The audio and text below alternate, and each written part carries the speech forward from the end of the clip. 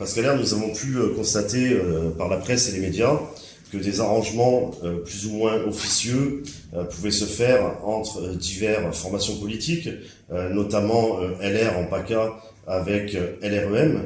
Est-ce que vous suspectez qu'il y ait ce type d'arrangement dans le département? Et si oui, est-ce que vous considérez que ce sont des arrangements idéologiques et que ça pourrait porter préjudice au public, notamment dans la gestion des dossiers et dans la répartition des budgets?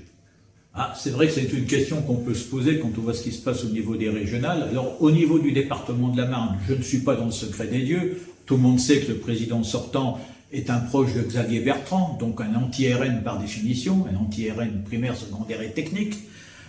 Tout le monde sait aussi que le président Bruyens, président sortant, est soutenu par un mouvement de gauche, le mouvement chevènementiste. On a vu ça dans la presse récemment.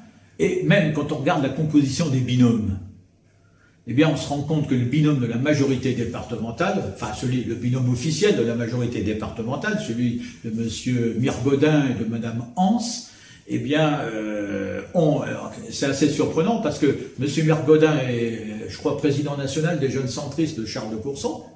Et puis vous avez en remplaçante de Mme Hans, ma chère collègue du conseil régional, Linda Münster, qui elle est au groupe de gauche socialiste, au conseil régional. Alors c'est vrai que déjà là on voit des prémices. Et puis à côté de ça, on voit le binôme de Jean-Pierre Bouquet, parce que Jean-Pierre Bouquet c'est lui qui tire les ficelles. Il a la communauté de communes, il aimerait bien avoir le canton en plus, comme ça il aurait la mainmise complète. Et Charles de Courson, il a déjà la mainmise sur la circonscription. S'il pouvait avoir en plus ce canton de Vitry, il en serait très heureux. Mais il y a le Rassemblement national, ça va peut-être pas se passer comme ça. Alors quand on regarde le binôme soi-disant opposé à la majorité départementale, là, on voit déjà que c'est Mme Degas qui est Parti socialiste et M. Mautret qui est En Marche et qui a comme remplaçant M. Jean-Pierre Bouquet, PS macroniste. Donc on voit déjà un petit peu la tendance politique. Mais surtout quand on lit les interviews, on voit que M. Mautret précise bien qu'il ne sera pas un opposant systématique de M. Bruyens. Ah oui, on est déjà prêt à faire des accords. Mais honnêtement, les 6 ans de mandat que j'ai pu observer, eh bien, qu'est-ce qu'on voit? C'est que sur l'essentiel, ils sont d'accord sur les grandes gabegies. La gabegie de Vatry, par exemple, ils sont tous d'accord, à droite comme à gauche. Ils défendent tous le report Vatry, alors qu'ils n'amènent rien au département de la Marne.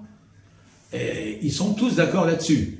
Ils sont tous d'accord pour la préférence étrangère. Ils sont tous d'accord pour accueillir les mineurs non accompagnés, c'est-à-dire des soi-disant mineurs qui sont en tout cas bien étrangers, qui coûtent cher au département de la Marne, qui coûtent cher aux contribuables et qui en plus nuisent au travail des éducateurs qui s'occupent des autres enfants déjà admis dans les foyers.